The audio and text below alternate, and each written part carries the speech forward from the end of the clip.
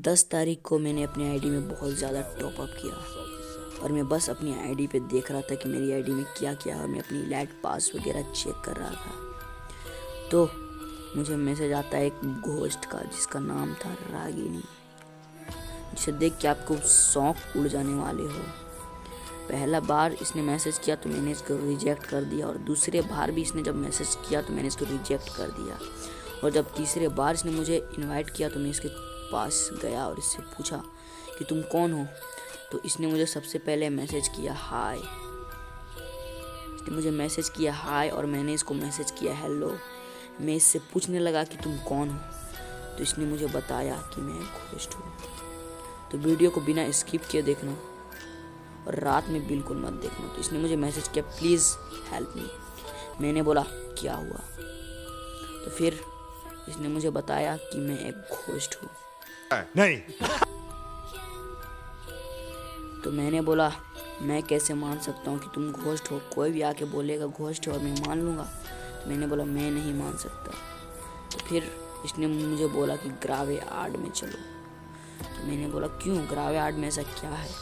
तो बोला कि वहीं कब्रिस्तान में मेरी लाश दफन की गई थी। और तो मैंने पूछा बट कैसे तुम घोस्ट बनी। तो इसने मुझे बताया कि मुझे रेड क्रिमिनल ने धक्का दे दिया था। तो मैंने बोला कौन रेड क्रिमिनल। तो देखो इसने मुझे मैसेज किया मुझे रेड क्रिमिनल ने धक्का दे दिया था। तो मैंने बोला कहाँ से। तो मैंने इससे पूछा कि कहाँ से धक्का दिया। तो इसने बोला मिल से। फिर जो हुआ अभी आपके पूरे शौक उड़ जाने वाले। तो चलिए स्टोरी सबसे पहले देख लेते हैं रागिनी की। ये कहानी है जब रागिनी जिंदा थी तो तब का है।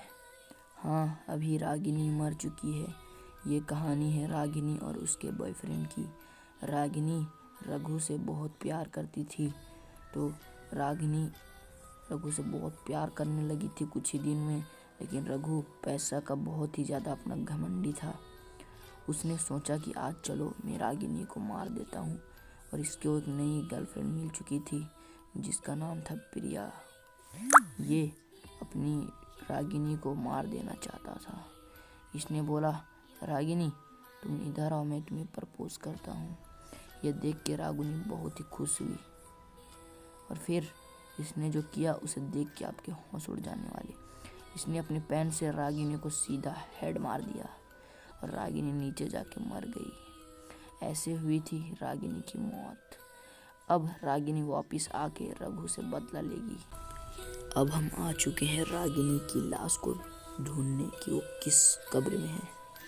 रागिनी को मैंने वादा किया है कि मैं उसको ज़रूर मुक्त करूँगा इस कैद से। मैं सब तरफ देख रहा था तो सब तरफ ग्रावेयार्ड में सिर्फ कब्र ही कब्र मुझे दिखाई दे रहे थे। मैं थोड़ा टेंशन में आ गया था कि क्या वो हमें मिल पाएगा या फिर नहीं मिल पाएगा। मुझे थोड़ा डर लग रहा था कि अगर नहीं मिला तो रागिनी की लाश का फिर क्या होगा और फिर रेड क्रिमिनल से वो बदला ले पाएगी कि नहीं ले पाएगी। मुझे इसी चीज़ का टेंशन था।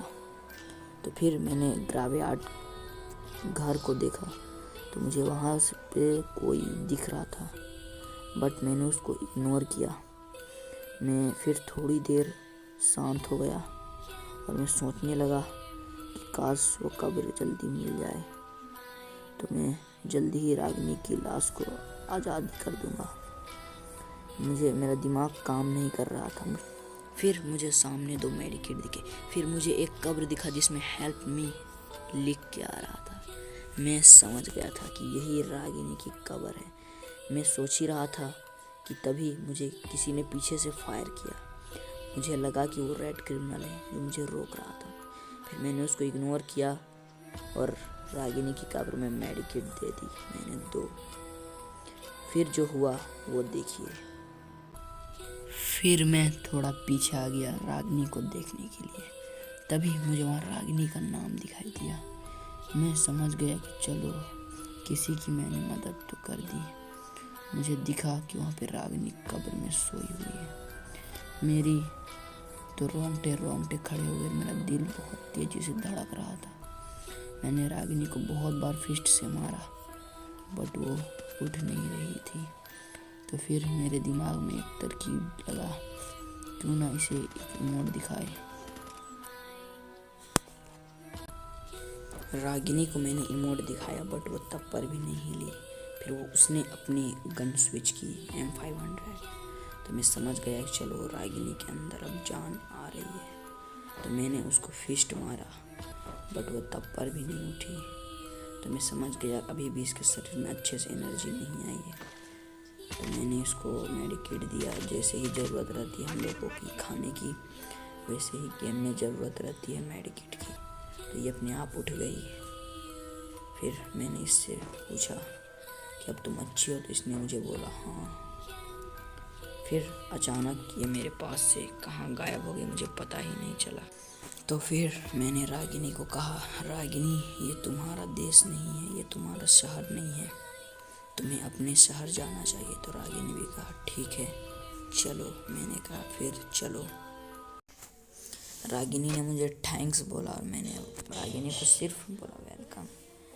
मुझे अब पता चल गया था कि एक घोस्ट की मदद करने से बहुत खुशी मिलती है और आप लोग भी करते रहो। और फिर रागिनी ने मुझे मैसेज किया, मेरी एक फ्रेंड भी है जो भी ऐसा है। मैंने बोला ऐसा मतलब कैसा?